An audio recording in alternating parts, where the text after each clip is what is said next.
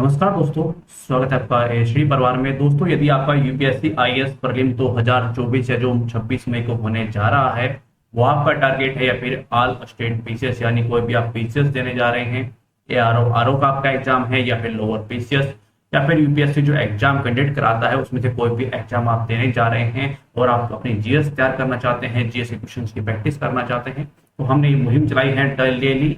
हम आपको 10 क्वेश्चन जो है प्रोवाइड करेंगे। बाद में हम इसको कॉम्बो में भी आपको मंथली, वीकली और फिर 3 मंथ के रूप में आपको क्वेश्चन जो है वो प्रोवाइड कराए जाएंगे। आइए स्टार्ट करते हैं। पहला जो क्वेश्चन लिया गया है वो है सेंगोर के ऐतिहासिक महत्व के संदर्भ में निम्नलिखित कथनों में विचार कीजिए। देखिए, सेंगोर हाल ही में बहुत अधिक चर्चाओं में है। जब से उद्घाटन हुआ है, संसद जो नई संसद बनाई गई है उसका उद्घाटन किया गया है, वो अधिक कंट्रोवर्सी के अंदर रहा है। उसमें कंट्रोवर्सी के अंदर सेंगोल भी रहा है, तो क्वेश्चन पूछा जा सकता है, इसलिए हमने इसको ले लिया है। आइए देखते हैं इनमें से कौन कौन से कथन सही है। पहला कथन दिया गया है कि यह चोल साम्राज्य से संबंधित है। आप भी जानते हैं कि आपने न्यूज में, बहुत न्यूज में देखा होगा कि किस साम्राज्य से संबंधित है। कुछ चीजें तो इतनी न्यूज में आ जाती है कि बेसिक रूप से वो चीजें तैयार हो ही जाती है। दूसरा कथन दिया गया है कि सेंगोल राजदंड को औपचारिक अवसरों में सम्राट द्वारा उपयोग किया जाता है और उनके अधिकार का प्रतिनिधित्व करता है। जैसे आपने देखा है आईपीएस अधिकारी के पास जो है वो डंडा होता है, इसी तरह से कुछ राजदंड है जिसको आपको प्रतिनिधित्व करते हैं, जिसके पास भी होता है उसके पास ही अधिकार होते हैं।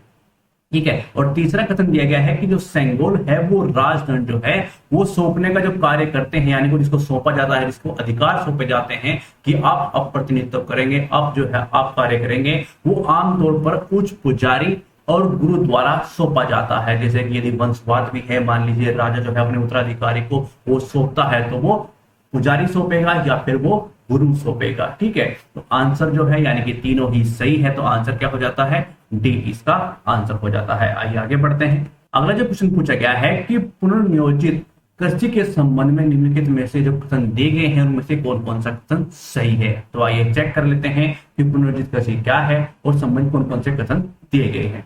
पहला कथन क्या दिया गया है कि यह खेती का एक तरीका है, यानी कि एक प्रकार की विधि है। किस तरह की विधि है कि जिसका उद्देश्य मिट्टी के स्वास्थ्य और जैव विविधता को बहाल करना होता है, यानी कि उसको फिर से नियोजित करना होता है, फिर से जीवित करना होता है, जिससे उपजाऊ कर सके, आपको फसल दे सके, उसमें फसल पैदा हो सके। उसके निम्न प्रकार के कार्य किए जाते हैं, वो एक विधि है, उसमें प्रक्रिया होती है। ठीक है। दूसरा कथन क्या है कि पुनर्नियोजित कृषि जो है वो पत्तियों में अक्सर जो कीटनाशक हैं, जो उर्वरक हैं, जैसे जो सिंथेटिक इनपुट के उपयोग को कम करना शामिल होता है। प्रक्रिया है, एक प्रोसेस है, तो उस विधि के अंदर बहुत सारी चीजें की जाती हैं। तो दूसरा कथन भी सही है। तीसरा क्या है कि जो पुनर्नियोजित कृषि केवल छोटे पैमानों के खेतों पर ही की जाती है। देखिए, पुनर्नियोजित केवल छोटे पैमानों की बात की गई है, नहीं, छोटे पैमानों स्टार्ट की जा सकती है, बड़े पर की जा सकती है। ठीक है नहीं, तो तीसरा कथन जो है वो गलत है, क्योंकि इसमें बोला गया है कि छोटे पैमानों पर ही ये की जा सकती है। ऐसा नहीं है, बड़े पे भी की जा सकती है। तो तीसरा गलत है, 1 और 2 सही है, तो आंसर केवल 1 और 2 यानी कि ए इसका आंसर हो जाता है। आइए आगे बढ़ते हैं। अगला क्वेश्चन जो पूछा गया है कि बालिका पंचायत शुरू करने वाला देश का पहला राज्य कौन सा था, तो वो है गुजरात। वहां पर इसका बेनिफिट भी देखा गया है, तो इस मॉडल को अन्य राज्य भी अपना सकते हैं, जहां पर समय तरह की बालिकाओं से संबंधित जो प्रॉब्लम्स हैं वो इस मॉडल से उसको सही कर सकते हैं। तो आंसर इसका सही है। आइए आगे बढ़ते हैं। अगला जो प्रश्न है कि निम्नलिखित में से वैश्विक खुशहाली रिपोर्ट किस संस्था द्वारा जारी की जाती है। देखिए, ये जारी की जाती है सतत विकास समाधान नेटवर्क द्वारा, और 2022 में हमारी स्थिति क्या थी, 146 देशों में से हम 136वें स्थान पर थे, और अब की बार हमारी स्थिति है कि हम 136वें में 125वें स्थान पर है। 2023 के अंदर कहां पे हैं हम, 125वें, और 22 में 136वें स्थान पर थे। आइए आगे बढ़ते हैं। अगला जो क्वेश्चन है कि आर्थिक सर्वेक्षण 2022-23 के अनुसार वर्ष 2024 में भारत की जीडीपी वृद्धि दर कितने प्रतिशत रहने का अनुमान है। तो वो अनुमान लगाया गया है वो है 6.5%, यानी कि डी इसका आंसर है। आइए आगे बढ़ते हैं। अगला क्वेश्चन चेक कर लेते हैं। अगला क्वेश्चन है कि भारतीय संविधान के निम्नलिखित में से किस अनुच्छेद में भारतीय नागरिकों के सांस्कृतिक एवं शैक्षिक अधिकारों से संबंधित जो प्रावधान दिए गए हैं वो किसके अंदर आते हैं। देखिए, 25 से 28 कौन सा है, वो धार्मिक धर्म से संबंधित जो अधिकार है वो किसके अंदर है, 25 से 28 के अंदर दिए गए हैं, यानी कि ना ही तो अनुच्छेद 25 हो सकता है और ना ही 26, क्योंकि 25 से 28 तक कौन से हैं, वो धर्म से संबंधित हैं। 22 में दिया गया है गिरफ्तारी से संबंधित, यानी कोई इंसान को गिरफ्तार कर लिया जाता है तो उसको कौन कौन सी सुविधाएं हैं जो प्रोवाइड कराई जाएंगी, उससे संबंधित ये अनुच्छेद आर्टिकल है। तो बी और सी और डी नहीं है, तो आंसर क्या है, अनुच्छेद 29 और 30 के अंदर इस तरह के प्रावधान दिए गए हैं। सांस्कृतिक और सेक्स के अंदर किसके अंदर दिए गए हैं, 29 और 30 के अंदर दिए गए हैं, तो आंसर इसका ए हो जाता है। आइए आगे बढ़ते हैं। अगला क्वेश्चन है कि भारतीय संविधान की किस अनुच्छेद में देश के सभी नागरिकों के लिए एक समान नागरिक संहिता सुनिश्चित करने का प्रावधान किया गया है। तो कौन कौन से अनुच्छेद दिए गए हैं, 42 दिया गया है, 43 दिया गया है, 44 दिया गया है और 45 दिया गया है। देखिए 42 के अंदर क्या है, देखिए 42 के अंदर है कि जो काम की न्याय संगत और मानवोचित दशाओं को प्रस्तुति सहायता उपबंध करा, यानी कि काम से संबंधित जो काम है वो न्याय संगत हो, मानवोचित हो, ठीक है। और 43 क्या है, 43 भी ऐसे ही है कि जो मजदूरी प्रोवाइड किया जाती है उससे इंसान अपना जीवन जो है व्यतीत कर सके, ये राज्य को देखना है कि कितनी मजदूरी इसको दी जाए, ठीक है। नहीं तो मजदूरी से संबंधित 43 है, काम से संबंधित 42 है, तो 42 और 43 तो नहीं हो सकता।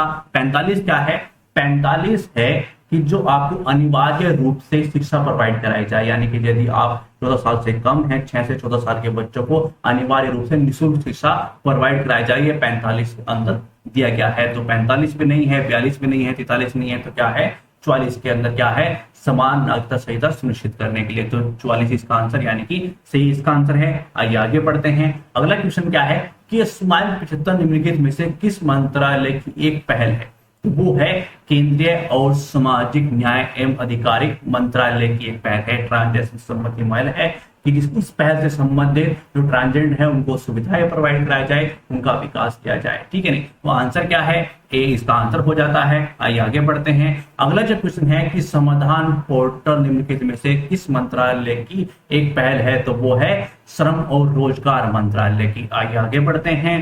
देखिए फैक्चुअल क्वेश्चन है। अगला क्वेश्चन दिया गया है कि अंतर संसदीय संघ जो है, यानी कि आईपीयू के संदर्भ में नीचे कथन दिए गए हैं और हमें पता लगाना है इनमें से कौन कौन सा सही है। पहला क्या दिया गया है कि पूरे विश्व में संसदीय संवाद को बढ़ावा देना तथा लोगों के बीच शांति और सहयोग के लिए कार्य करना। इसकी स्थापना जो है, यानी कि आईपीयू जो है उसकी स्थापना इस कार्य के लिए ही की गई थी और स्थापना की गई थी 1889 में। इसकी स्थापना की गई थी पेरिस में, ठीक है। तो इसकी स्थापना कब हुई थी, 1889 के अंदर हुई थी, पेरिस में हुई थी। और इसी चीज के लिए, यानी कि पूरे विश्व में संसदीय संवाद को बढ़ावा देना और लोगों के बीच शांति और सहयोग के लिए कार्य करना। इसका जो मुख्यालय है वो स्विट्जरलैंड जिनेवा के अंदर है। तो इसमें दूसरा कथन जो है वो भी सही हो जाता है। तीसरा क्या है कि भारत आईपीयू का सदस्य नहीं है, ये गलत है क्योंकि भारत जो है आईपीयू का सदस्य है। तो तीसरा कथन गलत है, 1 और 2 सही है, सही पूछा गया है तो आंसर 1 और 2 हो जाता है। हमारा यह प्रयास आपको कैसा लग रहा है हमें कमेंट बॉक्स में लिखकर जरूर बताइएगा। थैंक्स फॉर वॉचिंग, धन्यवाद।